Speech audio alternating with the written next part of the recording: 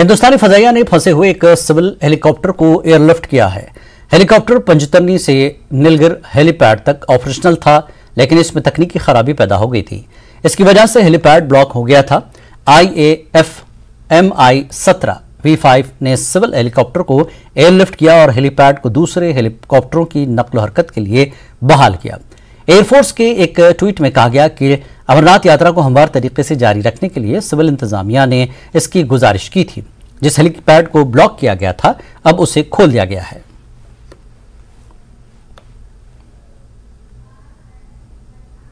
Peoples democratic party के तर्जुमान सोहेल बुखारी का कहना है कि नेशनल कॉन्फ्रेंस से हमारे कई सियासी अख्तिलाफात हैं। इसी वजह से हम दो अलग अलग पार्टियां हैं, लेकिन एक बड़े मकसद के लिए हम अपने तमाम इख्तिलाफात को पस पुश्त डालकर मुल्क के वक़ार और मफादात के तहफ़्फ़ुज़ के लिए मुत्तहिद हो सकते हैं।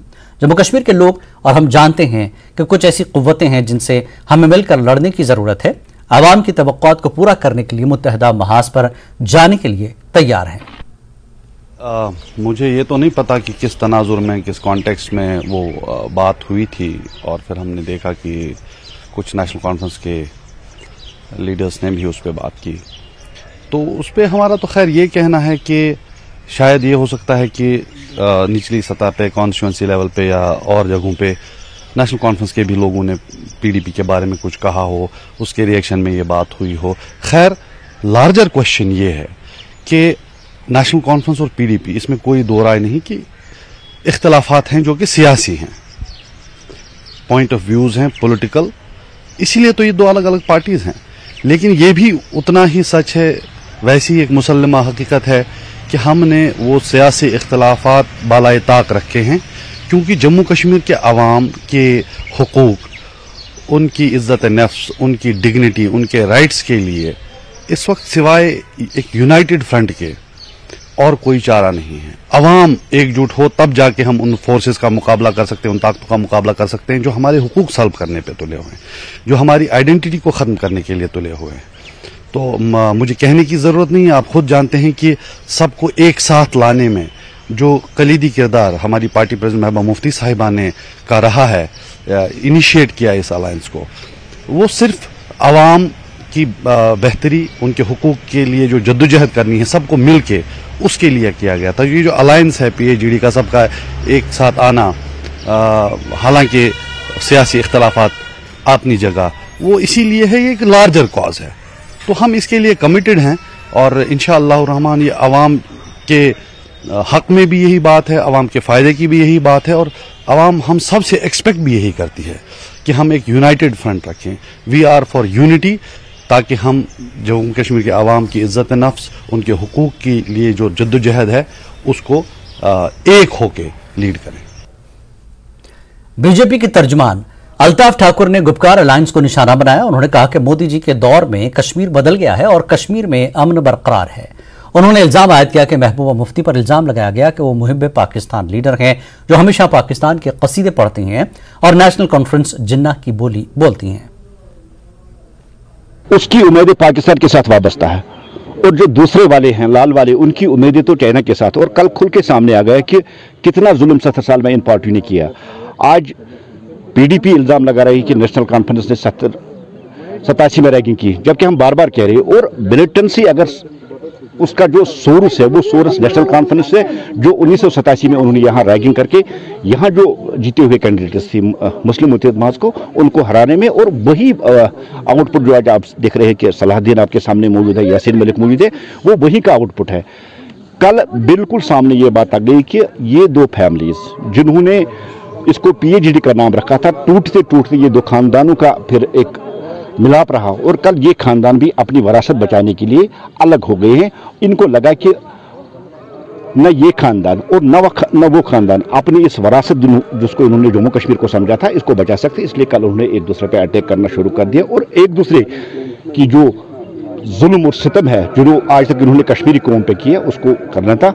हमने तब भी कहा था कि PAGD का कहीं वजूद नहीं है, दो अब्दुल्ला और मुफ्ती फैमिलीज का मिलाप है जो कल टूट के बिखर गया, तब भी कह रहे थे। और यही वो पार्टियां जो नाम नेहाद जो इंडिया का इतिहाद उन्होंने बनाया था उसमें जाने की बात कर रहे थे, इतिहाद की बात कर रहे हैं। अलग अलग बोलियां, अलग अलग भाषा, अलग अलग झंडा, अलग अलग एजेंडा, किसी के पास पाकिस्तान का एजेंडा है, किसी के पास चाइना का एजेंडा। ये दो पार्टियां कभी एक नहीं हो सकती है।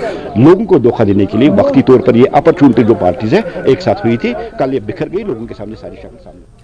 माशी बहरान का सामना करने वाले पाकिस्तान के वज़ीर आज़म शहबाज शरीफ ने एक बार फिर भारत से मुज़ाकरात की वकालत करते हुए कहा कि जंग अब कोई ऑप्शन नहीं है। सरकारी ज़राए ने न्यूज़ 18 को बताया कि पाकिस्तान इससे पहले भी इस तरह के बयानात दे चुका है, जो कि बैनुल-अक़वामी बरादरी को खुश करने और अपने आलमी इमेज को बेहतर बनाने और IMF वर्ल्ड बैंक की तवज्जो मबजूल करवाने के लिए है। वाज़ेह कि पाकिस्तान से मुज़ाकरात से कोई फ़ायदा नहीं होगा। दोनों मुल्कों के दरमियान बेहतर ताल्लुकात के लिए सरहद पार से जारी दरअंदाजी, बड़े पैमाने पर मनशियात की आमद को रोकना होगा। अगर पाकिस्तान ताल्लुकात को बेहतर बनाना चाहता है तो ऐसे अमन कायम करने के लिए पहल करना होगा। Both the countries and the people, and similarly with other nations in the world. We have nothing against anybody. We have to look after our own self, build our nation, even with our neighbor. We are prepared to talk to them, provided that the neighbor is serious to talk serious matters on the table. Because war is no more an option. Pakistan, alhamdulillah, is a nuclear power, not as an aggressor, but for our defense purposes. And we had 3 wars fought in the last 75 years. And what happened? I'm being very honest with you.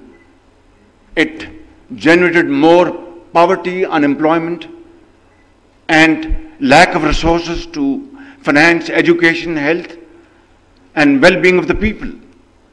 So is this the way that we have to adopt? Or to have war of economic competition? Because God forbid, if there's any nuclear flashpoint, who will live to tell what happened? So that is not an option.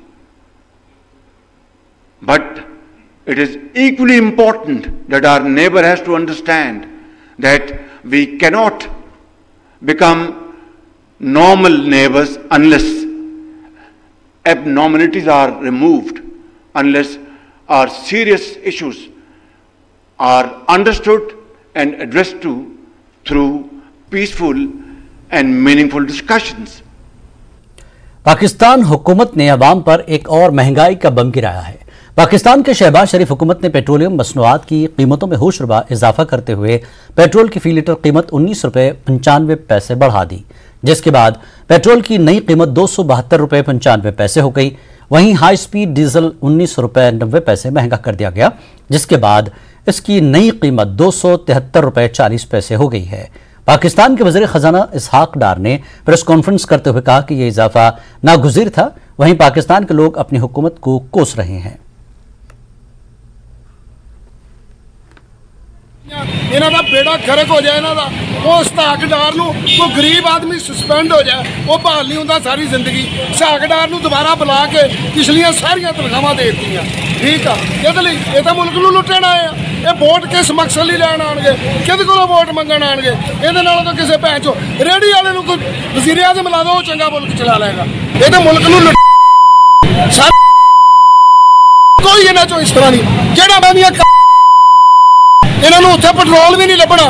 अल्लाह ताला ने इन्हां नूं उत्थे अजाब ते लटकाना। अल्लाह ने ये अवाम दा अजाब है ना, जेड़ा अवाम दे दिल दी बददुआ, ये कदे नहीं बख्शे जाने। और जो हाई स्पीड डीजल था वो 16 जुलाई को पर बैरल $96.26 से बढ़ के कल 31 जुलाई की जो क्लोजिंग थी वो $111.46 थी।